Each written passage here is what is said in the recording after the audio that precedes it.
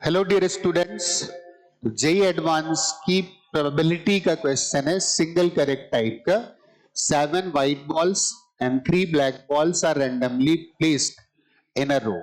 The probability that no 2 black balls are placed adjacently equals 1 by 2, 7 by 15, 2 by 15 and 1 by 3.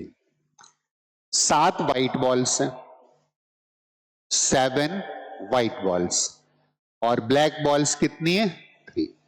उसने बोला है कि नहीं एक रो में रखना है। क्लियर? तो अगर 7 व्हाइट बॉल्स और 3 ब्लैक बॉल्स को हमें रो में रखना है तो एक काम कर लेते हैं, मतलब 10 जगह लगेंगी। 1 2 3 4 5 6 7 8 9 10।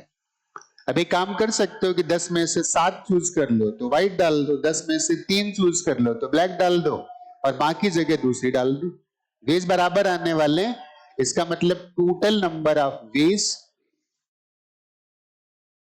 आप placing these 10 balls in a row will be. हमने क्या किया, 10 में से 3 चूज कर लिया और क्या रख दिया, वहां पे व्हाइट रख दिया। फॉर एग्जाम्पल उनमें से एक केस आ जाएगा, उसमें हमने व्हाइट रख दिया।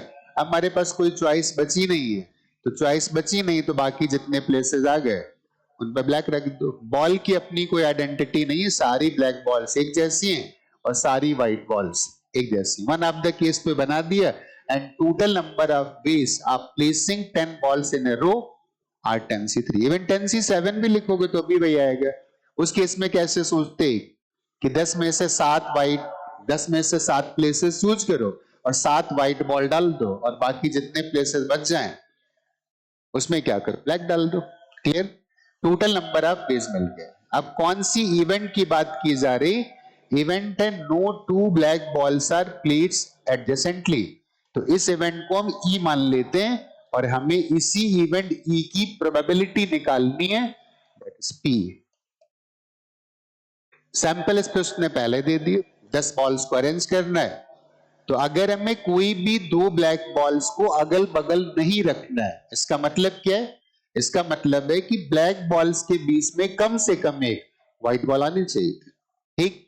तो इसका सबसे बढ़िया तरीका क्या है कि पहले हम क्या करते हैं, सारी की सारी 7, 1 2 3 4 5 6 7, इन 7 प्लेसेस पे क्या रख देते हैं, व्हाइट बॉल रख देते। और ये बात पहले क्लियर थी, सारी बॉल्स एक जैसी। हमने पहले 7 व्हाइट बॉल रख दी, अब हमें 3 ब्लैक बॉल डालनी ताकि वो अगल बगल में आए। तो इसका एक मतलब है कि एक जो इनके बीच में प्लेसेस बचे ना वो देख लेते हैं। एक प्लेस ये बचा, राइट, एक ये एक। अगर इन प्लेसेस में हम ब्लैक बॉल डालें और एक प्लेस में केवल एक डाल सकते हैं, एक से ज्यादा नहीं, तो बीच में कम से कम तो एक व्हाइट आने वाली, इसका मतलब ब्लैक बॉल एडजेसेंट नहीं रहेंगे। ठीक? कितने प्लेसेस हैं?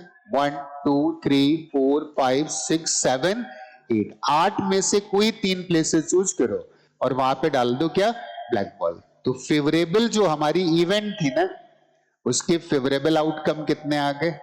8 प्लेसेस थे और 8 प्लेसेस में हमें कितने चूज करने थे? 3 चूज करने थे। Then what will be the probability? Probability will be equal to NE divided by NS।